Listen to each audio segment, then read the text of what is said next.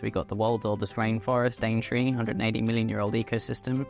And then we've got one of the most diverse mangrove ecosystems in the world, the Daintree Basin, and then the Great Barrier Reef. So between the world's biggest reef system, blue carbon galore, and unknown potential within this ancient rainforest, it's going to be so exciting what we can find out.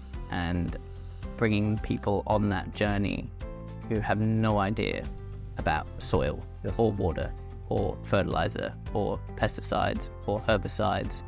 So technology allows us to automate, it allows us to streamline, and fundamentally with a smart system to be able to shift and play with variables. So in our case, it's doing something that would take a week in 3 hours.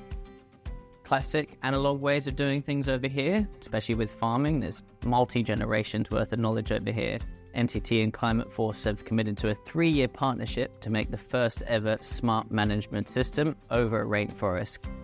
Classically, it's been used within industry, the likes of energy, manufacturing, aviation, but not for biodiversity. So what we're doing, replanting the world's oldest rainforest, listening, using bioacoustics, scoping out the soil, understanding the water, how the insects, the mammals, everything returns to this property as we're turning it from a fallow agricultural land back into a thriving rainforest. We can create a blueprint that can be relevant to different properties, but we need to be creating blueprints that are valid to soil, ecology, water, topography, and eventually cultural and economic prerequisites in different places around the world. So our tech stack has lots of different layers to it. So you're creating that 3D map. On top of that, we're geotagging all of our trees as we plant them, having health assessments for each tree. So each tree that we're planting.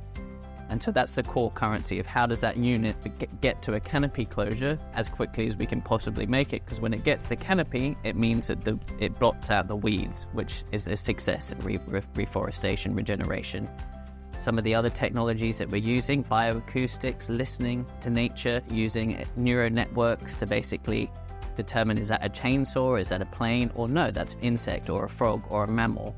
And that's just effectively classical research, but technology allows us to just do it a lot quicker and a lot more effectively. What NTT is fundamentally, the partnership journey that we're on, is right now we have all of these data points in their own silos, and we need to bring it under the umbrella.